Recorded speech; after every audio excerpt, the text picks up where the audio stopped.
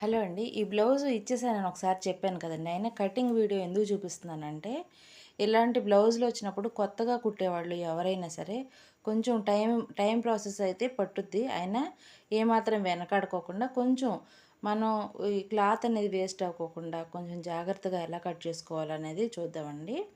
ఈ క్లాత్ చూస్తున్నారు కదా! ఇదిగోండి ఇటు పట్టుకుంటే స్ట్రెయిట్, ఇటు ఇట్లా అడ్డంగా పట్టుకుంటే సాగిపోతుందనమాట. ఇలాంటి క్లాత్ వచ్చినప్పుడు మెయిన్‌గా మనం చూసుకోవాల్సింది డిజైన్ ఎలా ఉంది అనేది ఒకటి చూసుకోవాలి. ఇంకొకటేంటంటే క్లాత్ ఎటు పట్టుకుంటే మనకు స్ట్రెయిట్‌గా వస్తుంది. అంటే బ్యాక్ పార్ట్ అనేది లూజ్ రాకోకుండా ఉండాలంటే మనం ఏ విధంగా ఎలా చూసుకోవాలనేది ఈ వీడియోలో చూపిస్తున్నానండి. ఇది కొత్తగా కుట్టే వాళ్ళకి కంపల్సరీ ఇంపార్టెంట్. ఎందుకంటే కట్ చేసేసిన తర్వాత మనం బ్లౌజ్‌ని ఏమీ చేయలేం కాబట్టి కట్ చేయడానికి ముందే క్లాత్ ఎలా ఉంది, డిజైన్ ఎలా ఉంది, ఫ్రంట్ పార్ట్, బ్యాక్ పార్ట్ మనకి ఎటు సైడ్‌న వస్తుంది. ఇది మెయిన్‌గా చూసుకుంటే ఎవరమైనా ఈజీగా కట్ చేయొచ్చండి.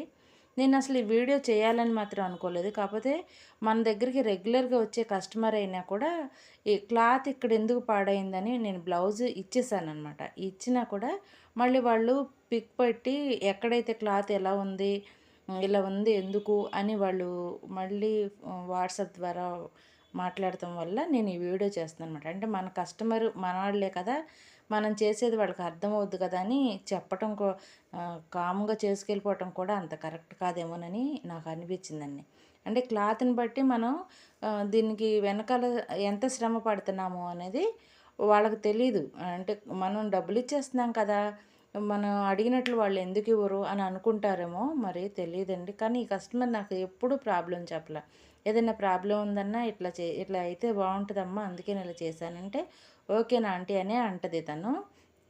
కానీ శారీ రేట్ ఎక్కువని ఒకసారి చెప్పింది. ఈ బ్లౌజులు ఇచ్చినప్పుడు కూడా తను నేను ఇంటి దగ్గర లేకపోవటం కాస్ట్ ఎక్కువ ఆంటీ అని. ఏ కాస్ట్‌లో బ్లౌజులు తీసుకొచ్చినా మేము శారీస్ తీసుకొచ్చినా అంతే జాగ్రత్తగా కుడతామమ్మా అని కూడా చెప్పాను నేను తనకి. సరేనా ఆంటీ అని చెప్పి పెట్టేసి వెళ్ళింది గానీ తనకి ఈ బ్లౌజ్‌లో ఉన్నటువంటి ఫాల్ట్ ఏంటనేది తెలియలేదనమాట. ఏమంటదంటే బ్లౌజు మీ స్టిచ్చింగ్ అంతా బావుంది కానీ ఆంటీ నాకెందుకని ఇలా వచ్చింది? షేప్ నిలబడాలి అంటే వెనకాల బ్యాక్ నెక్ మనం లీఫ్ షేప్ ఇచ్చాం కదా! షేప్ నిలబడాలంటే కంపల్సరీ పేపర్ సాఫ్ట్ అనేది అవసరమేనండి. మేము ఎక్స్‌ట్రా ఏమైనా ఏది వేసినా ఇప్పుడు మీరు లైనింగ్ తీసుకొచ్చి మీకు కట్ చేసి మీకు కుడితే కుట్టిన కాస్ట్ మాత్రమే తీసుకుంటాం. లైనింగ్ తీసుకొస్తే లైనింగ్ కాస్ట్ మాత్రం తీసుకుంటాం. ఇప్పుడు లైనింగ్‌తో పాటు మనకి బ్యాక్ నెక్ షేప్ తీసుకోవాలంటే రౌండ్ నెక్‌కిను వెనకాల షేప్ తీసేటప్పుడు టైం పట్టుద్ది. మళ్ళీ పేపర్ సాఫ్ట్ వేస్తాం. పేపర్ సాఫ్ట్ వేస్తే వాటికి మనీ తీసుకోవాలి. ఇలాంటియన్నీ ఉంటాయి. ఇది ఇలా కొత్తగా చూసేవాళ్ళో లేదా కొత్తగా నేర్చుకునే వాళ్ళకో కొత్తగా ఇప్పుడే మిషన్ పెట్టుకుని బయట వాళ్ళకి కుట్టే వాళ్ళకి ఈ వీడియో ఉపయోగపడుతుందనే అనుకుంటున్నానండి. ఎలాంటి జాగ్రత్తలు తీసుకుంటూ మీరు కస్టమర్‌కి ఎక్స్‌ప్లెయిన్ చేసి చెప్తే వాళ్ళు కూడా అర్థం చేసుకుంటారు. ఫైనల్‌గా ఏంటంటే తనకి ఈ బ్లౌజులు ఇచ్చి పంపించిన తర్వాత తను మిస్టేక్స్ ఇట్లా ఉన్నాయి, అట్లా ఉన్నాయి అని చెప్పాక తనకి చెప్పానమాట. సింపుల్‌గా కావాలి నాకు ఓన్లీ పైపింగ్ ఒకటే చాలు అని అన్నారు కాబట్టి ఇలా వేశానమ్మా. నువ్వు పేపర్ సాఫ్ట్ వేయమని అడిగితే నేను ముందుగానే చెప్పాను కాబట్టి నేను వేసేదాన్ని అని కూడా చెప్పాను. ఓకేనా ఆంటీ అనంది. అయితే ఇలాంటి రిమార్క్స్ వస్తాయేమో కొత్తగా కుట్టేవాళ్ళకని చెప్తున్నానండి. ఇదిగోండి ఈ బ్యాక్ పార్ట్ ఇట్లా స్ట్రైట్‌గా వచ్చింది కదా! ఇలా క్లాత్‌ని చూసుకోవాలి. ఈ ముడతలు ఉన్నాయి కదా! ఇవన్నీ కలిపేసి ఇప్పుడు నేను మళ్ళీ ఇస్త్రీ కూడా చేస్తున్నానండి. ఈ వీడియో తను అడిగింది కాబట్టి తనకు కూడా యూజ్ అవుతది. ఇంకా కొత్తగా కుట్టేవాళ్ళకి కూడా ఎలాంటి మిస్టేక్స్ వస్తే కస్టమర్‌కి మన దగ్గరంటూ మనం చెప్పే పాయింట్స్ ఇవి ఉంటాయని చెప్పి ఈ వీడియోని షేర్ చేస్తున్నాను.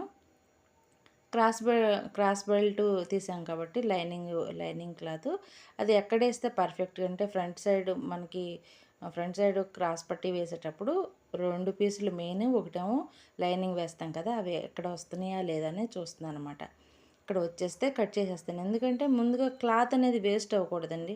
మా మేడం మాకు చెప్పేటప్పుడు కూడా క్లాత్‌ని వేస్ట్ చేసుకోకుండా కస్టమర్‌కి పర్ఫెక్ట్‌గా అంటే బాడీకి పర్ఫెక్ట్‌గా సరిపోయేలాగా కుట్టడం అనేది నేర్పించారు. కాబట్టి ఎవరు ఏ బ్లౌజు ఏ కాస్ట్‌తో ఇచ్చినా కూడా ఇంతే విధంగా జాగ్రత్తగా కట్ చేస్తామండి. ఇవి ఇప్పుడు మెయిన్ పీసులు కట్ చేయటం అయితే అయిపోయింది. Back part, front part, hands, cross పట్టీ. ఉక్సులు, కాజా పట్టీకి ఇక్కడ మిగిలినటువంటి పీస్‌లో అది కట్ చేస్తాను. లేదంటే మన దగ్గర ఇంకా బ్లౌజ్ పీస్లో పీస్ ఉంది కాబట్టి దాంట్లో కట్ చేసి వేస్తాను అనమాట. ఈ విధంగా కట్ చేసుకుంటే మనకి కస్టమర్తో ఏం ప్రాబ్లం రాదండి. ఇప్పుడు వీటన్నిటిని ఐరన్ చేస్తున్నాను. ఐరన్ చేసేది కూడా కంపల్సరీ తను కూడా చూస్తుందనే ఉద్దేశంతో నేను ఈ వీడియో చేస్తున్నానండి. ఇప్పుడు చూసేవాళ్ళైతే గనక ఇదిగోండి ఇక్కడ ముడతలు వచ్చినాయి కదా! ఈ ముడతలు రావడానికి నేను ఇటు పక్కన, అటు పక్కన 2 పక్కల కూడా ఐరన్ చేశాను. అది కూడా డైరెక్ట్‌గా ఐరన్ బాక్స్ పెట్టేయకుండా మా ఐరన్ బాక్స్ కొంచెం షాక్ కొడుతుంది కాబట్టి ఆపేసాను. ఇలాంటివి వచ్చినప్పుడు కంపల్సరీ ఇలా టేబుల్ వేసుకుని దాని మీద ఇలా కింద ఒక పేపర్, పైన ఒక పేపర్ వేసి వేస్తానమాట. క్లాత్ అనేది పాడవదు. ఐరన్ బాక్సు స్విచ్ ఆన్ చేసి మాత్రం నేను ఐరన్ చేయనండి. స్విచ్ ఆఫ్ చేసేసి చేస్తాను. ఇలాంటి కస్టమర్స్ వచ్చినప్పుడు మీరు కూడా ఇలాంటి జాగ్రత్తలు తీసుకుంటారనే ఉద్దేశంతో ఈ వీడియో చేస్తున్నాను. ఈ బ్లౌజ్కి జరీ ఎక్కువ ఉంది కాబట్టి ఓవర్లాక్ కూడా చేసే పని లేకుండా ఎలా కుట్టాలనేది నెక్స్ట్ వీడియోగా అప్లోడ్ చేస్తానండి.